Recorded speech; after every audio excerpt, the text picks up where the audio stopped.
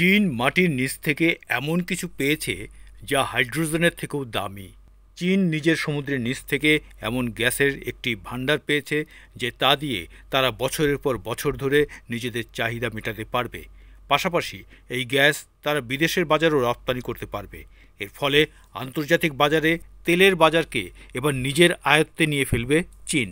সাগরের তেল গ্যাস অনুসন্ধান সংক্রান্ত চীনা সরকারি company the China national offshore oil corporation বা CNOOC দক্ষিণ চীন সাগরে এই নতুন তেলের খনি আবিষ্কার করেছে।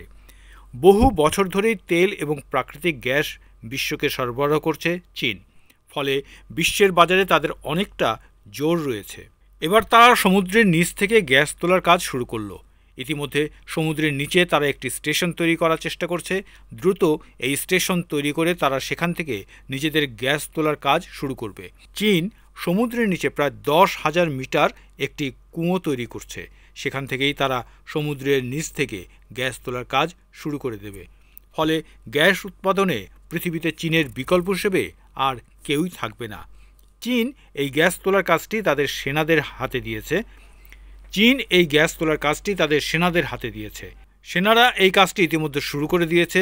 চীনের সরকারি বার্তা সংস্থা সিনহুয়া জানিয়েছে, নতুন এই খনিটির নাম দেওয়া হয়েছে হুইঝৌ 19.6।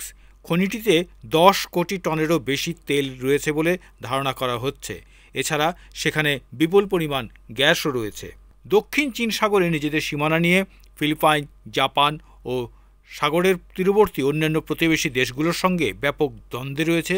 প্রতিবেশী দেশগুলোর অভিযোগ, চীন প্রতিনিয়ত অন্যান্য দেশের সমুদ্র সীমা দখলের চেষ্টা চালিয়ে যাচ্ছে।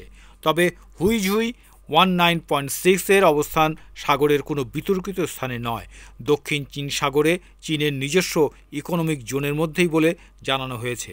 খনিটির সবচেয়ে নিকটবর্তী স্থলভাগ চীনের দক্ষিণ পূর্বাঞ্চলীয় বন্দর ও বাণিজ্যিক কেন্দ্র সেনজেনের উপকূল থেকে এর দূরত্ব 170 কিলোমিটার। বর্তমানে চীনের 85% তেল রপ্তানি করা হয় মালয়েশিয়া এবং ইন্দোনেশিয়ার মাঝের একটি সরু জায়গা দিয়ে। তবে চীন মনে করছে এই পথটি আগামী দিনে বন্ধ করে দিতে পারে আমেরিকা। ফলে তারা আগে থেকেই সমুদ্রের নিচের এই খনিকে কাজে লাগাতে চান। এই আবিষ্কার চীনের জ্বালানি নিরাপত্তার জন্য গুরুত্বপূর্ণ পদক্ষেপ হিসেবে দেখা হচ্ছে, কারণ চীন বর্তমানে বিশ্বের বৃহত্তম তেল আমদানিকারী দেশ। বিশ্বের পশ্চিমী দেশগুলোকে বিরাট চ্যালেঞ্জ ছুড়ে দেবে চীন। ফলে সেই দেশগুলি চীনের কাছ থেকে এই গ্যাস কিনতে বাধ্য হবে। এই গ্যাসের ভাণ্ডার এতটাই রয়েছে যে আগামী 100 বছরেও শেষ হবে না। সেখানে চীনের কাছে মাথা নত করতে হবে বিশ্বের বাকি দেশগুলোকেও।